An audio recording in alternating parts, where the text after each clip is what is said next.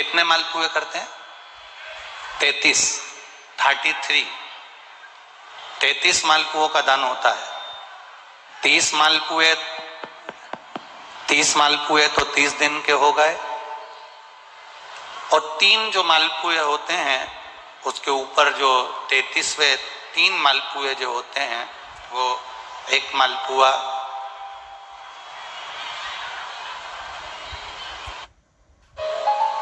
33 मालपुए में से 30 मालपुए 30 दिन के, और 31वां नंबर का जो मालपुआ होता है वो हमने अगर हमारी बेटी के घर का कोई अन्न पाया हो,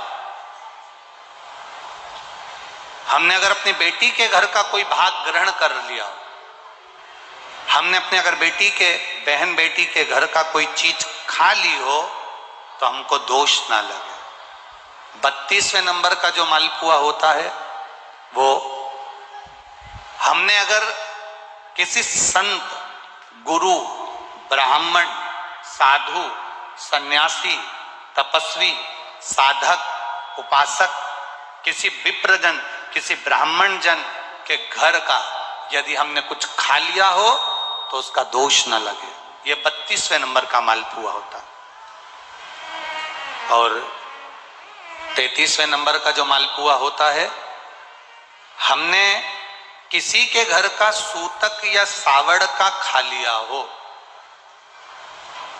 सूतक सावड़ से मतलब है किसी के यहाँ कोई समाप्त हो गया, कोई शांत हो गया, आपको स्मरण में नहीं है, मालूम नहीं है, और आपने उसके घर का पानी पी लिया, उसके घर का भोजन ग्रहण कर लिया, या उसके घर का कुछ खा लिया।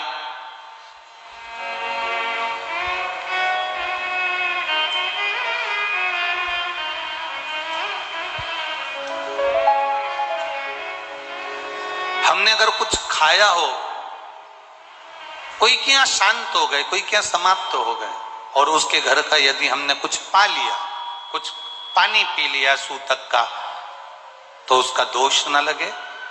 और यदि सावड़ से मतलब है कि घर में बच्चा हुआ, संतान हुई, बेटा बेटी हो गए, बच्चे हो गए, और उनके यहाँ सावड़ लगी हुई थी, इतने दिन का उनके यहाँ पर सावड़ था, उसके घर का यदि हमने अन्न खा लिया या पानी पी लिया या हमने कुछ ग्रहण कर लिया तो दोष ना लगे। इसलिए हमारे सनातन धर्म में 33 मालपुओं का वर्णन है, 30 दिन के तो वो और 3 वो। अब एक बात और ध्यान में रखना, स्कंद पुराण, विष्णु पुराण जब अधिक मास के व्रत का वर्णन करती है तो उसमें 33 मालपुए का ही विधान क्यों लिखा? इसमें रसगुल्ला नहीं लिखा, जलेबी नहीं लिखी, इमरती नहीं लिखी, या कोई 33 सामग्री नहीं लिखी, तो 33 मालपुआ ही क्यों लिखा गया? उसका कारण केवल इतना है, मालपुआ जब बनता है तो उसमें बारीक बारीक छेद हो जाते हैं।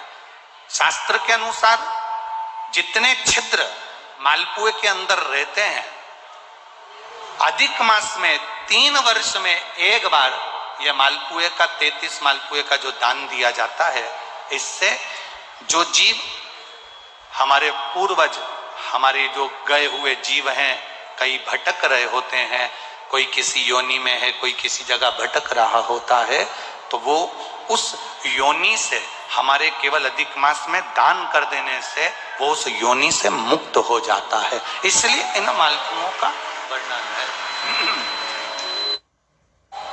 इसलिए इन मालपुओं का वर्णन किया गया है।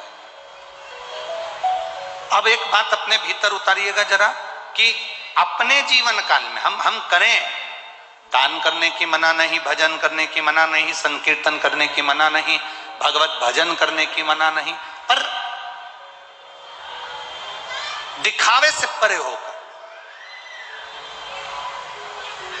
झूठ से परे होकर, असत्यता से परे होकर। एक